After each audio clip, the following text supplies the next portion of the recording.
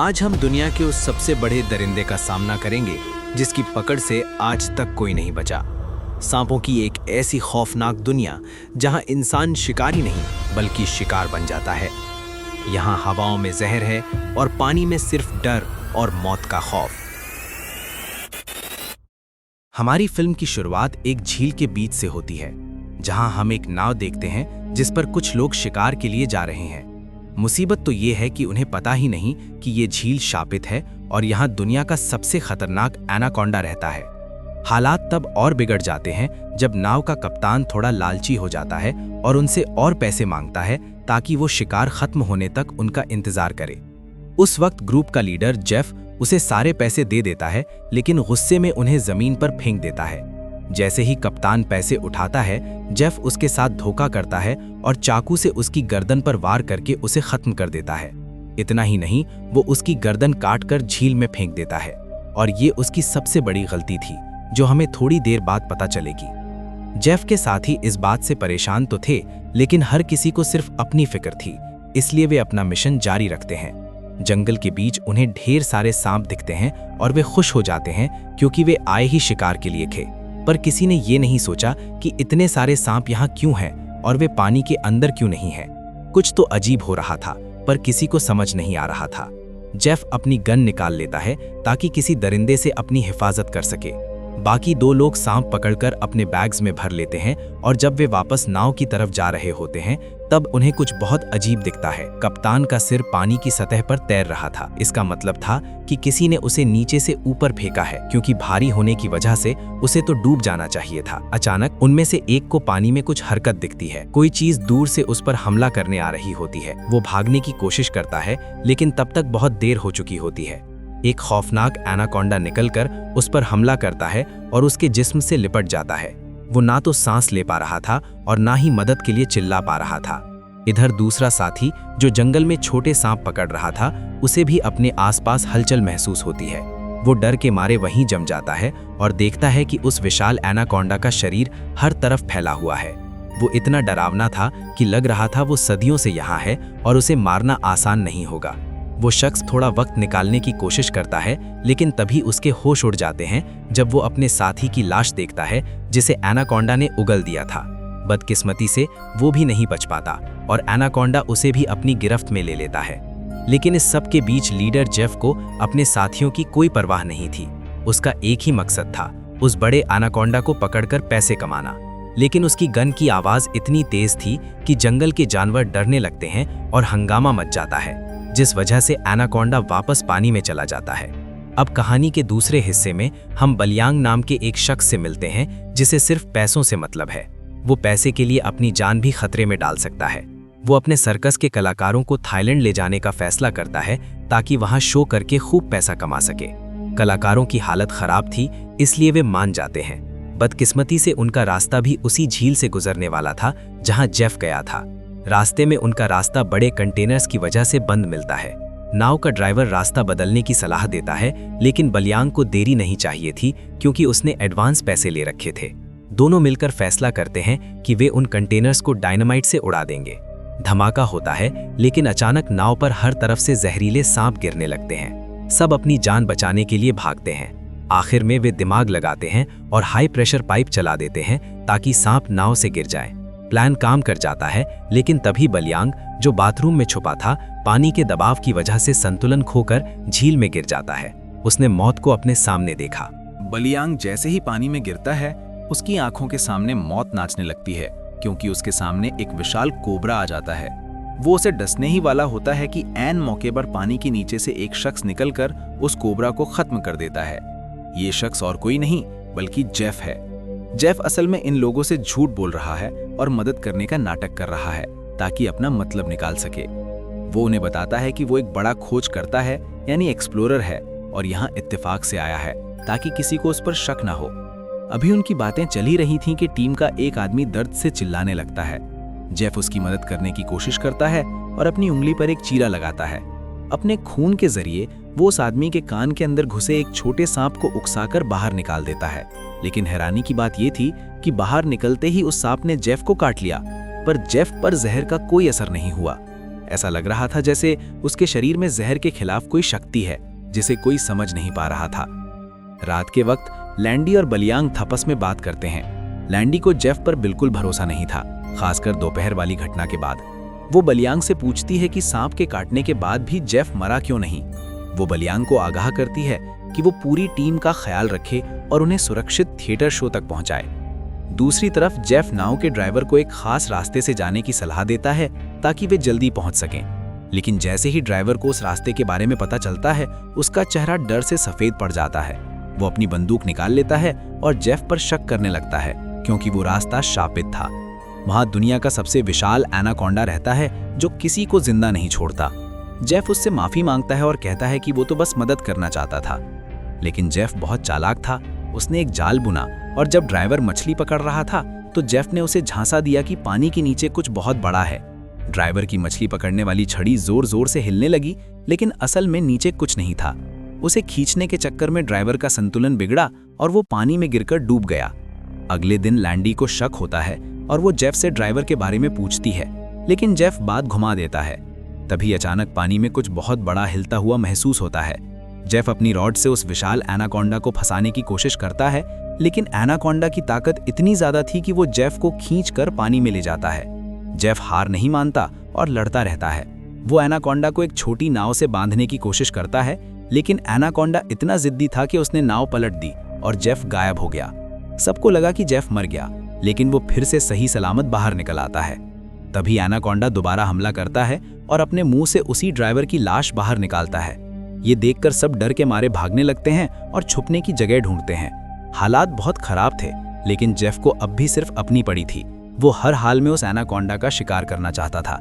सब लोग चुपचाप छुप जाते हैं ताकि एनाकोंडा उन्हें ढूंढ न सके, लेकिन थोड़ी ही देर में एनाकोंडा उनकी लोकेशन का पता लगा लेता है। वो टीम के एक छोटे बच्चे को निगलने के लिए आगे बढ़ता है, पर एन मौके पर लैंडी आकर उसे बचा लेती है। वक्त बचाने के लिए वे एनाकोंडा के मुंह पर एक बड़ा पतीला यानी बर्तन फंसा देते हैं। एनाकोंडा उस पतीले से छुटकारा पाने के लिए तड़पने लगता है और दर्द के मारे उसके शरीर में सूजन आने लगती है। काफी मशक्कत के बाद वो खुद को आजाद कर लेता है और पहले जैसा हो जाता है। जेफ की उम्मीदें एक बार फिर जागती हैं जब वो एनाकोंडा को एक मजबूत रस्सी से बांध देता है। उसे लगता है कि अब वो उसे मार देगा, लेकिन तभी कुछ ऐसा होता है जिसकी किसी ने उम्मीद नहीं की थी। टकराव की वजह से नाव का फ्यूल टैंक फट जाता है और हर तरफ भीषण आग लग जाती है।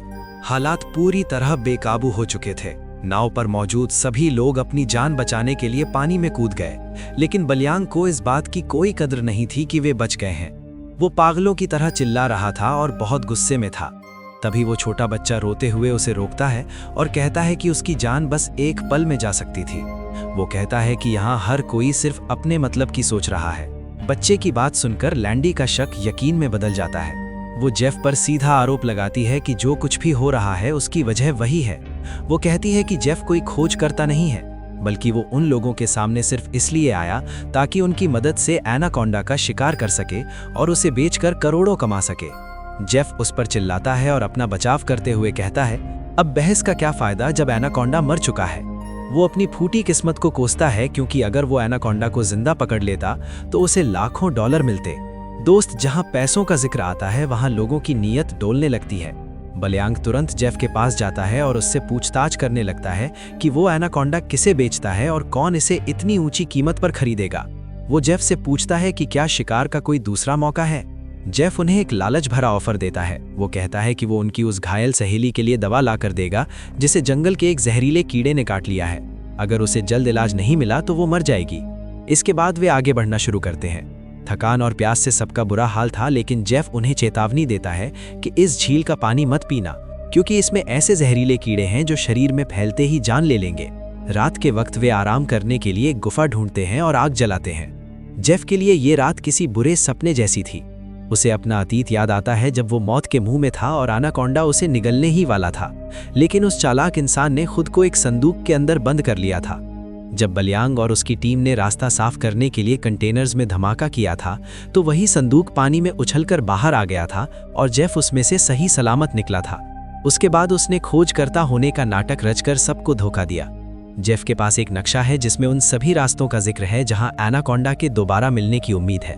धमाके के बाद एनाकोंडा गायब तो हो गया था, पर किसी ने ये नहीं कहा कि वो मर गया है। जेफ उसे पकड़कर सोना उगलना चाहता था। बलियांग और जेफ दोनों अब पैसों के कुत्ते बन चुके थे। उन्हें बाकी लोगों की जान की कोई परवाह नहीं थी, बस अपना मतलब पूरा होना चाहिए था। रात के सन्नाटे में नज़ारा बहुत खौफनाक हो जाता है। चारों तरफ विशाल सांपों का झुंड दिखाई देता है। बलियांग घबरा जाता है कि अब वे क्या करेंगे। तभी उसकी आंख खुलती है और उसे एहसास होता है कि ये एक भयानक सपना था। लेकिन हकीकत भी किसी सपने से कम डरावनी नहीं थी, क्योंकि वे ऐसे हालात में पहले कभी नहीं फंसे थे। मुसीबतें अभी खत्म नहीं हुई थी मेरे दोस्त, बल्कि अब और भी भयानक होने वाली थी। टीम का एक सदस्य देखता है कि उसका भाई पागलों की तरह झील के पानी में उतरकर खुद को डुबो रहा है। उन्हें समझ आ जाता है कि उसने झील का पानी पी लिया था और जहरीले कीड़े उसके शरीर पर कब्जा कर चुके हैं। वे चाहकर भी उसे नहीं बचा पाते और वो डूबकर मर जाता है। उनके पास शोक मनाने का समय नहीं था, क्योंकि उस घायल लड़की की हालत बिगड़ती जा रही थी। उसे लगा वायरस और कीड़े का इन्फेक्शन किसी भी वक्त उसकी जान ले सकता था। तभी उन्हें जंगल में आगे का रास्ता बंद मिलता है। अब उनके पास झील के पानी में उतरकर उसे पार करने के अलावा कोई चारा नहीं था। डर के मारे सबकी रूह कांप रही थी। अचानक एक आदमी ठटक जाता है, क्योंकि उसे अपने पैरों के नीचे कुछ महसूस होता है। तभी एक विशाल एनाकोंडा प्रकट होता है और उसे जकड़ लेता है। उसके साथ ही बेबस होकर दूर से देखते रह जाते हैं, क्योंकि पास जाने का मतलब था मौत। देखते ही देखते एनाकोंडा उस आदमी को निगल कर गायब हो जाता है, जैसे वहां कुछ था ही नहीं। आखिरकार बाकी बचे हुए लोग जेफ की नाव तक पहुंच जाते हैं। अब जेफ की बारी थी अपना वादा निभाने की। वो उस लड़की को दवा दे देता है, लेकिन बदले में एक शर्त रखता है। उन्हें एनाकोंडा पकड़ने में उसकी मदद करनी होगी और बदले में वो पैसे सब में बराबर बांटेगा। छोटा बच्चा चिल्लाकर मना करता है और कहता है कि इस पागल के चक्कर में सबकी जान जाएगी। पर जेफ अपनी असली औकात पर आ जाता है। वो बंदूक निकाल लेता है और उन्हें धमकी देता है कि जो उसकी बात नहीं मानेगा वो उसे मार देगा।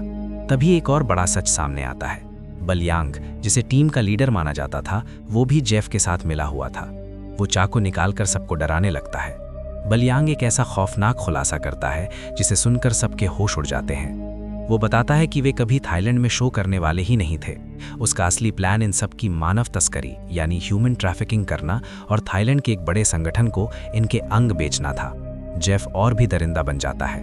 वो लड़कियों को बांध देता है और उनमें से एक के साथ बदतमीजी करने की कोशिश करता है, लेकिन वो लड़की हिम्मत नहीं हारती और चालाकी से जेफ की बंदूक छीन लेती है।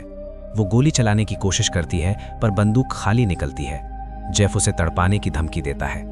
तभी लैंडी पीछे से आकर जेफ के पेट में चाकू घोंप देती है। छीना झपटी में एक गोली चल जाती है, जो दूसरी लड़की को लग जाती है। इसी बीच असली तबाही शुरू होती है। एनाकोंडा वापस आ जाता है। बलियांग रस्सी लेकर खड़ा था। उसे लगा वो एनाकोंडा को पकड़ लेगा, लेकिन उसे नहीं पता था कि उसके पीछे एक दूसरा एनाकोंडा भी है। वो दूसरा एनाकोंडा बलियांग को दबोच लेता है और उसे खत्म कर देता है। दूसरी तरफ लांडी जेफ के सिर पर वार करके उसे बेहोश कर देती है और अपने साथियों को बचाने दौड़ती है, लेकिन एनाकोंडा ने अपना आसान शिकार चुन लिया था। जमीन पर पड़ा बेहोश जेफ। वो उसे निगलने के लिए आगे बढ़ता है। बचे हुए लोग अपनी जान बचाकर भागने और नाव ठीक करने की कोशिश करते हैं। तभी अचानक जेफ, जो किसी तरह बच गया था, फिर से उन पर हमला करता है। वो अभी भी हार मानने को तैयार नहीं था और उन्हें चारे की तरह इस्तेमाल करना चाहता था। जेफ ने जाल बिछाया और एनाकोंडा को फंसाने के लिए उन पर नेट यानी शॉक गिरा दिया। एनाकोंडा जाल से निकलने के लिए छटपटाता है और आज़ाद होकर झील की तरफ भागता है। जेफ को लग रहा था कि अगर वो इसे पकड़ लेगा तो उसकी जिंदगी बदल जाएगी, इसलिए वो उस पर कूद पड़ता है। लेकिन किस्मत को कुछ और ही मंजूर था। एनाकोंडा ने जेफ को जकड़कर उसकी हड्डियां चूर चूर कर दी। जंगल के कंटीले तारों में फंसने की वजह से एनाकोंडा की गर्दन भी कट जाती है। सबको लगता है कि अब सब खत्म हो गया है और वे आज़ाद हैं, लेकिन कहानी में एक आखिरी ट्विस्ट बाकी है। वो एनाकोंडा अभी मरा नहीं था। उसकी कोशिकाएं दोबारा विकसित हो रही थीं। वो फिर से जिंदा होने वाला था ताकि सबकी जिंदगी को नरक बना सके। इसी के साथ हमारी ये फिल्म खत्म होती है।